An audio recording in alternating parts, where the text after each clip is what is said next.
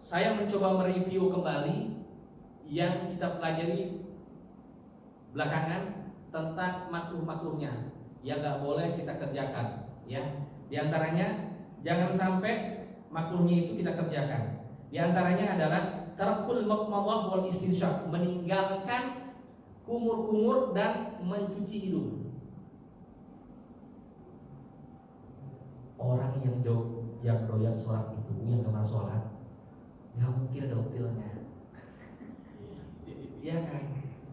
Kan minimal 5 kali kita madmadah sama istinsyaq. Madmadah itu kumur-kumur, istinsyaq itu hidung. Ya kalau di rumah, ya kenapa nggak nanggung sikat gigi sekalian? Jadi nggak ada itu nafasnya tidak segar kalau sholatnya, nggak ada itu orang beriman. Orang beriman itu memperhatikan lahir batin kebersihannya, sikat gigi, kemudian istinsyaq, wudu, madmadah, kemudian dia harus menghirup itu agar apa, kotoran yang ada di hidung ini hilang. Ya, jangan sampai tidak mengerjakan itu, karena meninggalkannya adalah sebuah perkara yang makruh. Kemudian watarkut tayamum, meninggalkan mendahulukan yang kanan. Ya, ada orang yang buru-buru barber aja, kiri duluan kah, kanan dulu, dia nggak peduli itu. Nah, yang nggak peduli ini makruh. Kanan dulu, usahakan hanya kanan dulu. Itu namanya tayamum. Jangan sampai meninggalkan mendahulukan anggota tubuh yang kanan. Wa taharah min fadlil mar'ah, bersuci dari air bekas wanita. Insya Allah nggak ada di sini, ya, semuanya terpisah. Az-ziyadatu, kenapa tidak dianjurkan? Karena laki-laki ini pikirannya, ibu-ibu ya, saya jelaskan di sini, pikirannya suka traveling. Aduh, bekas air siapa ini ya? Jangan-jangan bekas artis, kemana-mana pikirannya nanti. Makruh. Makanya dipisah ya antara laki-laki dan perempuan. Jangan sampai menggunakan bekas perempuan air. Kemudian waziyadatu ala thalathi yaqinan wa naqsu anha, lebih dari 3 kali membasuh kalau sudah yakin, keempatnya itu sudah makruh. Atau mengurangi dari 3, cuma 2, balik amat ya Allah, cuma tangan cuma 2 kali misalnya, sampaikan 3 kali, sudahnya seperti itu. Kalau ditinggalkan itu makruh, ditinggalkan makruh. Wal isti'anatu biman yaghsilu a'dha'uhu bighairi 'udhrin, atau minta tolong orang lain membasuhkan anggota wudunya tanpa udzur, sehat walafiat, gagah perkasa, minta tolong juga, mentang-mentang dia imam minta tolong sama marbot. Makruh, jangan mau ya masukannya. Jangan mau ya, mau ya. Iya, makruh kata Pak Ustadz, bilang gitu. Di masjid mungkin beda, di sini kita setara, gitu tempat duduk sama, ya.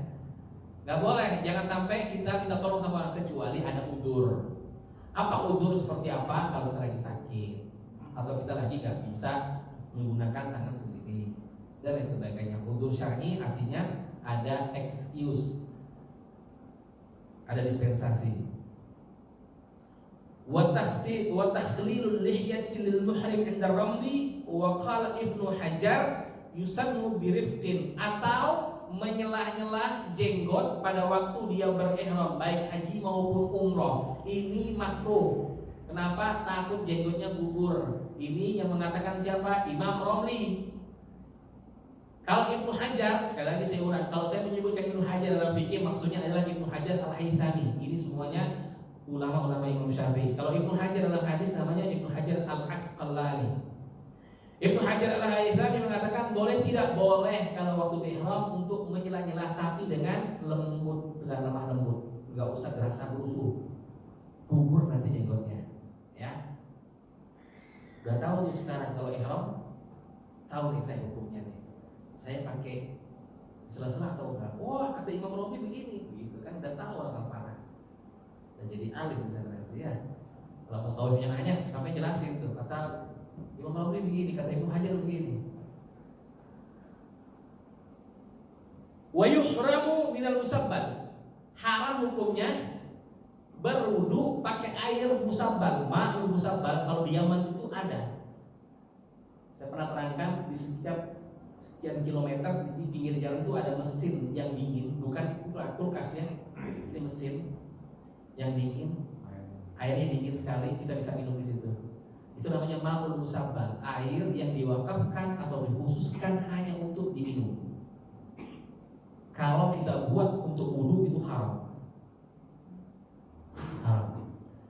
Di sini ada yang pernah haji atau umroh di sebelum tahun 2099? Ada?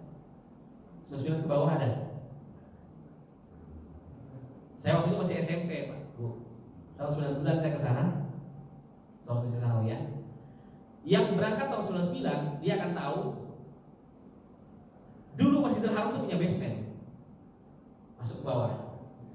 Masuk ke bawah, kemudian kita tuh bukan cuma bisa minum, tapi bisa mandi dengan air Zam-Zam. Kata guru saya, kamu wudu, siramkan semua kepalamu biar hafalanmu kuat. Saya yakin aja, mudah-mudahan bismillahirrahmanirrahim, siramkan, mudah-mudahan hafalan saya bisa kuat. Tahun 2000 ke atas, saya dengar itu sudah ditutup untuk alasan keamanan dan kebersihan. Karena ada beberapa orang yang tidak menjaga kebersihannya. Beberapa jamaah dari sebuah negara tertentu yang tidak menjaga kebersihan Israel itu. Kalau enggak kita tuh bisa melihat mesin air Zam-Zam itu ketika airnya mengumpul kemudian didistribusikan ke sekeliling Ka'bah, itu kelihatan di bawah itu, Pak. Persis di bawah Ka'bah. Di bawahnya. Subhanallah. Nah, kalau airnya hanya untuk minum, maka tidak boleh digunakan untuk wudu. Nah, perihal yang tadi itu boleh. Karena apa? Karena itu bukan ma'ul musabbal, bukan air yang khusus untuk minum. Karena di bawah itu cuma pakai keran begini, itu bisa pakai wudu, bukan untuk minum. Kalau yang minum terus di atas sudah pakai galon, nah itu untuk minum. Tapi yang ini untuk wudu. Tidak termasuk yang ini ya, tidak termasuk yang ini. Wa milkil ghairil ladzi la yudhannu ridhahu, atau menggunakan air temannya, air tetangga, air sahabatnya yang tidak diketahui ridhonya. Wah, kalau Pak Irwan sama Pak Sugeng udah bestie, udah sohib, sobat kental, di mana-mana nongkrong bareng, rokok bagi-bagi ini biasa. Masa iya air gak mau ngasih gitu kan, Pak Sugeng? Nah, ulima birridho, kalau kita tahu nih, saya nggak yakin beliau ini nggak ngasih, percaya bisa. Nah, ini juga berlaku. Kalau di pesantren itu ada namanya ghosab. Istilah ghosab. Ghosab itu adalah akuisisi atau menguasai suatu barang tanpa ada izin dari pemiliknya. Contoh, saya pakai sepatu di sini, saya batal mau wudu, ada sandal di situ. Kayaknya ini sandal punya Mas Sugeng di Swallow misalnya. Saya pakai. Nah, ketika saya memakai, kalau saya tidak yakin dengan ridho atau restunya yang memiliki, maka hukumnya haram, nggak boleh. Kalau kita kemana-mana arisan bareng, ngopi bareng bersama uminya di sini, kalau cuma pakai sandalnya mungkin oke lah.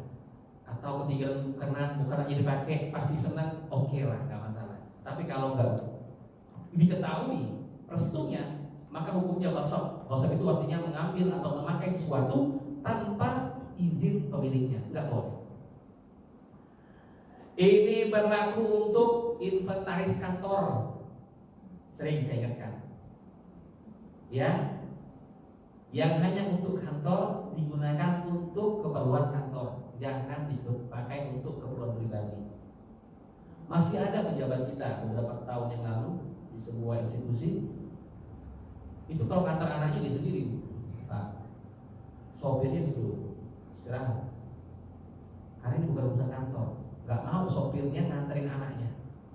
Sopirnya hanya mengantarkan dia dari rumah ke kantor, hanya untuk urusan kantor. Oh, dulu zaman Sidi Umar begitu. Zaman Sidi Umar begitu. Ketika ada orang mau masuk rumahnya, urusan apa nih? Pribadi, negara, pemerintah, rakyat, apa nih? Izin Pak Presiden, Pak Amirul Mukminin, kita ada urusan pribadi. Dimatikan, lampunya dimatikan, video. Ada hisabnya di akhirat nanti. Siapa kalau daerah yang mampu begini ya? Bagaimana nggak ada kayaknya. Yang ada ntar buat anak cucu gue nanti nih belakangan nanti. Iya. Dalam Islam itu nggak banyak Pak contoh daripada kriteria seorang pemimpin itu, sedikitnya itu ada dua. Dilihat dari ini ya, selain daripada kemampuan dia untuk memimpin leadership, dua aja. Satu, takut sama Allah. Yang kedua, sayang sama rakyatnya. Udah. Dan ternyata yang dua inilah yang susah ditemukan. Mau dia profesor seperti apa, kalau nggak takut sama Allah, forget it. Takut sama Allah tapi pelit sama rakyatnya, lupain. Ngapain dia jadi pemimpin? Nggak bikin pro rakyatnya, ngapain? Jadi itu mana-mana nih. Humilkul ghaib dan tidak yudhal. Jangan menggunakan sesuatu yang bukan haknya.